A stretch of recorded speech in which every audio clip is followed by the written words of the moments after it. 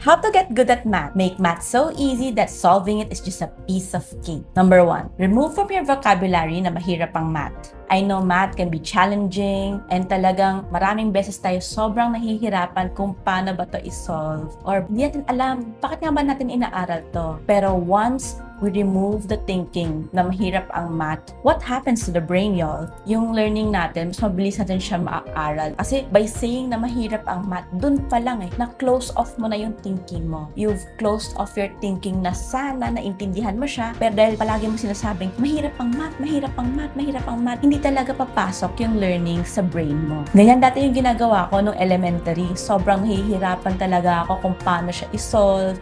And talaga naiinis na ako kasi hindi ko nakukuha yung tamang sagot. Or tama na may solution, ba't mali yung sagot? What went wrong? Ganon. Sobrang naiirita na talaga ako. Pero what I did talaga is to remove that thinking and remove the word mahirap from my vocabulary para ma-absorb ko yung mga natuturo ni teacher sa class. Talagang mas mabilis yung learnings and unti-unti kahit papano nalalearn ko na siya. Number 2, reframe your thinking from mahirap ang math to madali lang naman ang math, matrabaho lang. So what this means is math is easy and workable.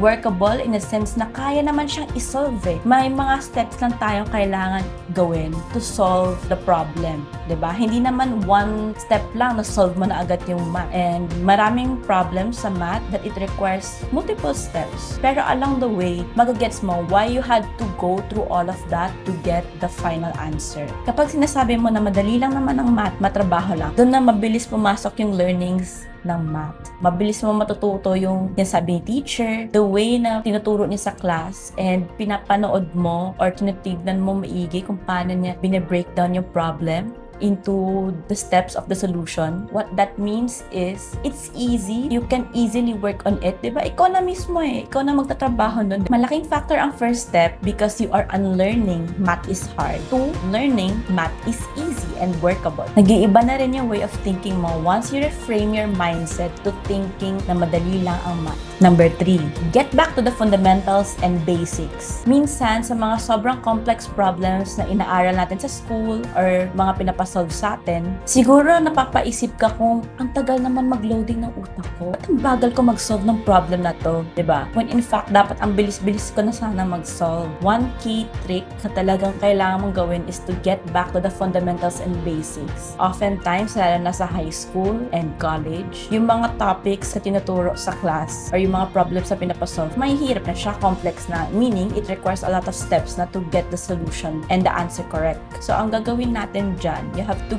go back to the fundamentals or basics. Parang iisipin mo, x plus x. Yung x plus x ba equals 2x or x squared?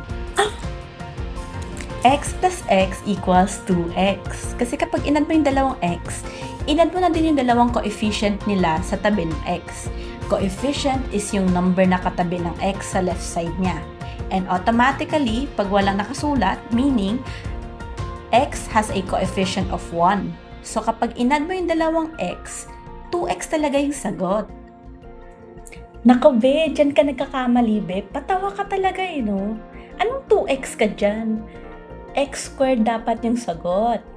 Ay, kasi yung x, may exponent siya na 1. Diba? Pag hindi na sinulat yung exponent, automatic 1 na yung exponent niya. So, kapag i-add mo yung dalawa, ang ginagamit na exponents is 1 and 1. So, pag inad mo, x raised to 2 yung sagot or x squared. Ay, nako talaga. Mali ka dyan. Diba? Kung dun pa lang, naglalag na yung brain mo, paano ka makakapag-solve ng other algebra expressions or other algebra problems? By knowing the basics pa lang on how to add these polynomials or even the fractions, minsan nalilito pa rin yung mga tao kahit mga nasa college na on how to add, subtract, multiply, and divide fractions. Sa fractions pa lang and the algebra, kailangan you get back to the basics para mabilis mo siya ma-solve. Plus points din na malaman mo kung bakit mo to inaaral and paano nga ba siya gagamitin para mag-make sense siya sa brain mo kung bakit mo to ginagawa. Number 4, practice practice, practice, practice. Kung may problem sets na similar dun sa topic na inaaral mo ngayon, try to solve it a few times. Hindi naman sa unang solve mo pa lang, gets mo na siya eh. You have to try and try and try until you succeed. So, meaning dyan, when you get the problems from your homework man lang yan or from your teacher sa school, try to solve the problem na tinuro ng teacher sa school on your own. Practicein mo. Paano kaya nito na-solve? And then, tsaka mo i-check yung notes mo kung tama ba yung pinaggagawa mo. And then, if mali, you go back again to the basics. Check kung ano nga ba talaga dapat yung fundamentals para mabilis mo ma-solve yung problems na tinuturo ng teacher niyo sa school. You have to practice it. Wala namang gumagaling sa math overnight. It takes time, effort on your part to really learn the material and how to easily solve it. Kasi kung napapractice mo na siya, ang bilis mo na lang kung paano siya gawin eh. Example, sa pagluluto. At first, hindi ka marunong kung paano magluto ng pancake. But dahil sa kakapractice mo, nakakapractice over time, gumaling ka na sa pagluluto. So, ganun din siya habang nagsasolve ka ng math. The more you practice it, the better you do at it.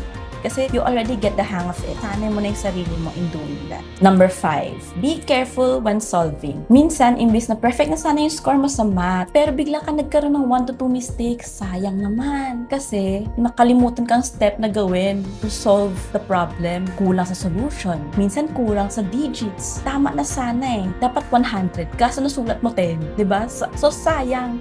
Dapat perfect na sana or you got a high score talaga. Pero, dahil sa mga careless mistakes, doon tayo nagkakamali. So, what I could tell you is, kapag nagsasolve ka ng math, pag natapos mo na lahat ng problems, double check your work.